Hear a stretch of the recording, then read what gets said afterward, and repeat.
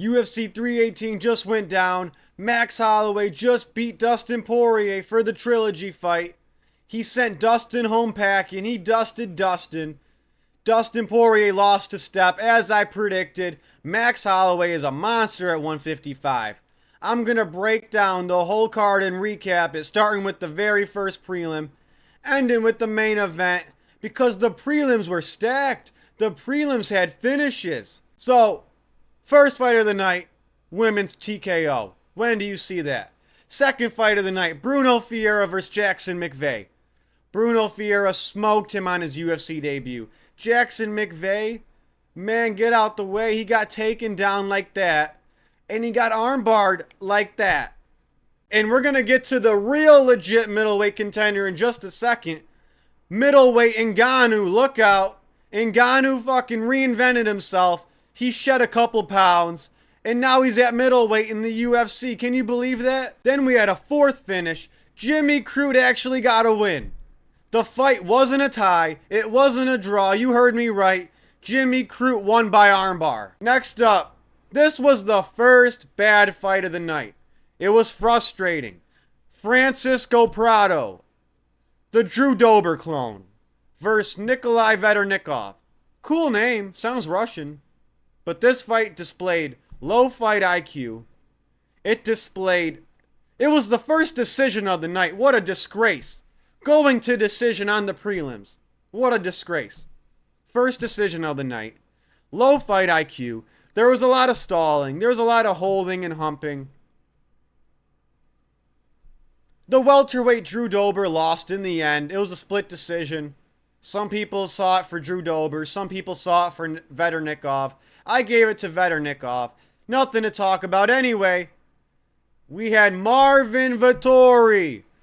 The guy with the granite chin, with the cinder block head. The Italian Dream, or whatever his nickname is. We all wanted him at the press conference. We wanted him on the main card. Marvin Vettori started out fast, but Brendan Allen was too much. The leg kicks, the body kicks, the head kick attempts. Obviously, it didn't knock out Marvin, but damn, it rocked him. It made his knees buckle for a second. He backed up Marvin. Marvin was looking for that 1-2. Marvin was looking for that left hand.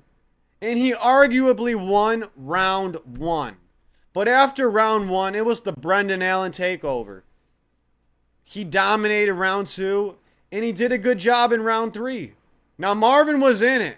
He has a powerful left hand. And he's got a granite chin. But other than that, Brendan Allen looked good. He displayed better fight IQ than normal. The takedowns were smooth. He shot it when he needed it. But he was there standing and trading. He wasn't making the fight boring. They were slinging. And Brendan just had more in the toolbox. Way more kicks. Long-range weapons. He had a good chin too. Marvin cracked him with that left hand. He hit him with the 1-2. But it didn't matter. Brendan Allen readjusted, refocused, and outstruck Vettori. They should have been on the main card. How many times can I say that? Speaking of the main card, let's talk about it. This was the card of the unks. The older unks, the 40-year-olds. The guys that been there. The guys that might have looked slow and sluggish a few fights ago. Forget about it. Throw all your knowledge about their past fights out the window. The unks took over. Old man strength. 40-year-old strength. And Michael Johnson had the speed. Yeah, I'm talking about Michael Johnson. He kicked it off for the unk card, right? Michael Johnson, I would have booked him against Bobby Green. But what was the point? Bobby Green is a real unk. He's a unk that sometimes loses. Michael Johnson's on the win streak. He beat Daniel Zuluber. The dude was taller, way bigger, took less damage. He had a lot of advantages on his side. Granite chin. But Michael Johnson's speed was too much. And even though he didn't knock him out, he dropped him. He almost finished him. What can I say? Michael Johnson still has speed at 40 years of age. And he gave Daniel Zuluber the hands. Michael Johnson clearly won round one. Michael Johnson really boxed him up in round two and dropped him. Round three was the only round I would give to Zuluber. He landed a lot of kicks to the body. He landed some kicks to the head. He got Michael Johnson down, took his back for a second, but that was too little too late. I can give Zaluber a pass somewhat. Michael Johnson's hands were fast, they were crisp, they were accurate. Patricio Pitbull still looked like Patricio Pitbull. Dan Ige looked like shit. He made Patricio Pitbull look somewhat dangerous. I guess credit to Pitbull. But I really think Dan Ige slowed down. Embarrassing, especially after putting away Sean Woodson your last fight. Bro, get out of the UFC after that performance. I'm sorry. It's not like he got caught and knocked out. He had 3 rounds to hit Pitbull, who just stands there like this. Like his feet are stuck to the ground. Dan Ige didn't have an answer. Pitbull looked dangerous out there. He won in the wrestling. He won with the boxing, and he landed more low kicks. Speaking of unk fights, we're not done here. We're not done, yo. This was my fight of the night. This was a better fight than the main event even. To me. Kevin Holland versus Daniel Rodriguez. Where do I start? Daniel Rodriguez fucks up Kevin Holland in round 1. Drops him with that left hand. All the southpaws did good. All the southpaws were basically winning all night up until Roman Kopylov blew it.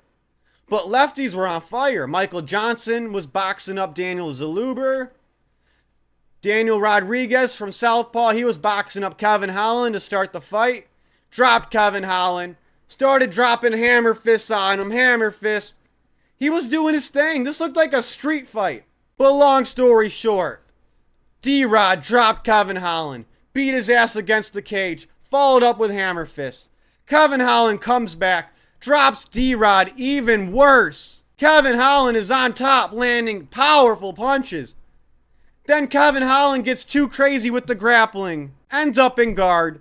Goes for a shitty triangle attempt. And then D-Rod broke out and had smooth sailing from there. D-Rod started very aggressive in round 1, but it was close. So they gave D-Rod round 1. D-Rod dropped Kevin Holland round 2. Beat his ass. They gave D-Rod round 2. Kevin Holland, he messed up D-Rod round 3. Almost finished him. But he ended the fight on his back. He still won round 3. What a fight! That was fight of the night.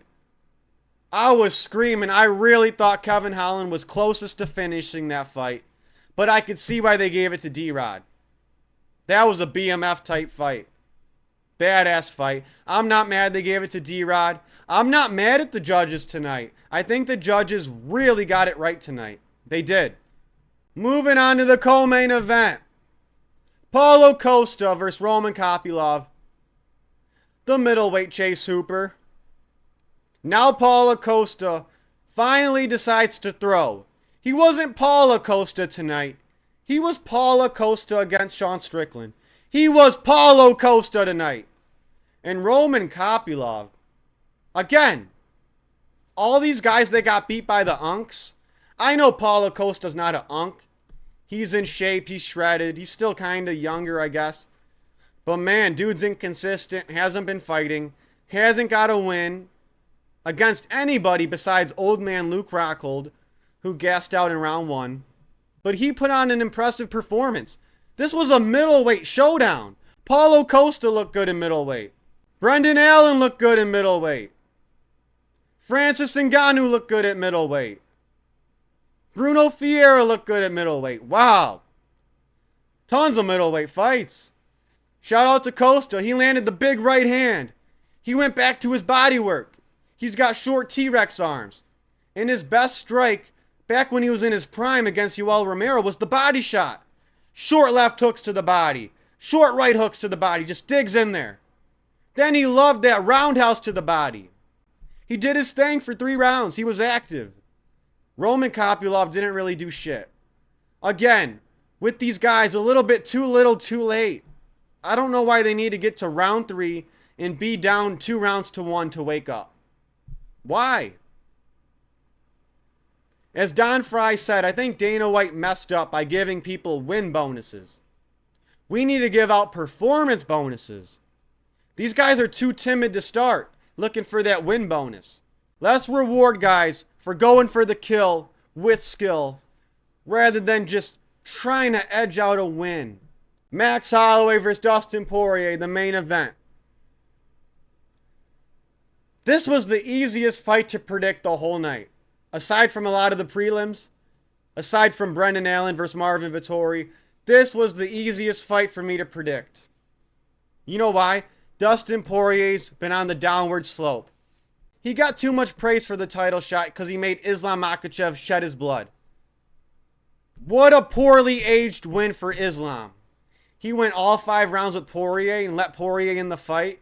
I think Ilia Topuria would smoke Islam Makhachev after watching how bad Poirier looked against Holloway this time around. I really do. Max Holloway, he was crisp, he was fast, he landed more volume, he had better footwork, he even had more power. He dropped Poirier right off the bat with that straight right hand. That was the story of this fight. And that was the story of the fight when Max fought Topuria. Max fought very well against Topuria. But he shed 10 pounds. I don't know why he put himself at a disadvantage and dropped down to fucking featherweight to fight Topuria. He ruined his aura a little bit. Topuria ended up moving up. Anyways, Max Holloway should have just stayed at 155. He shouldn't have made it a mission of his to chase Topuria down. It delegitimized his BMF title.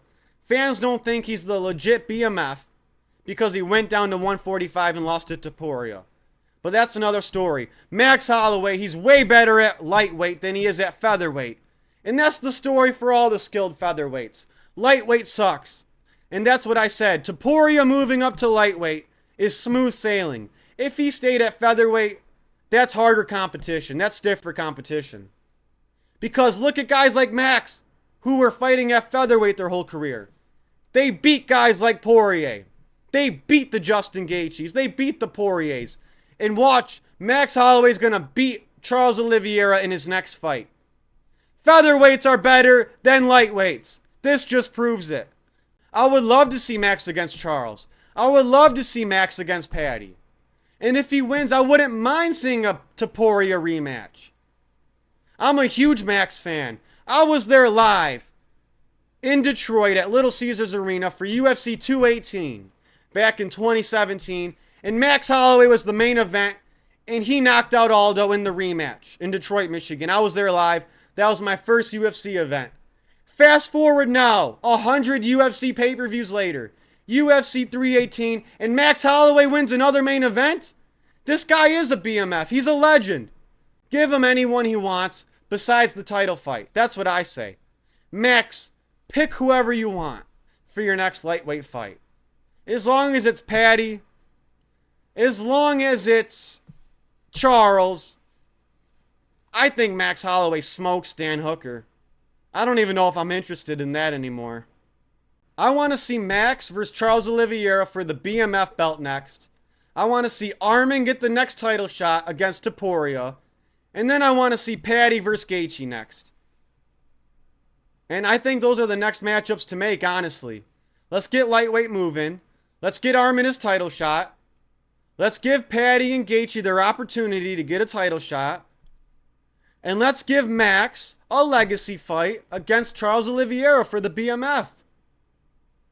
I mean, let's get it moving. These are the obvious fights to make. The lightweight division is falling apart. Let's get it going. The featherweights are better than the lightweights. This proved it. Max is a true BMF. This proved it. And Max is another level at lightweight. This proved it. But anyway, that's my review of UFC 318.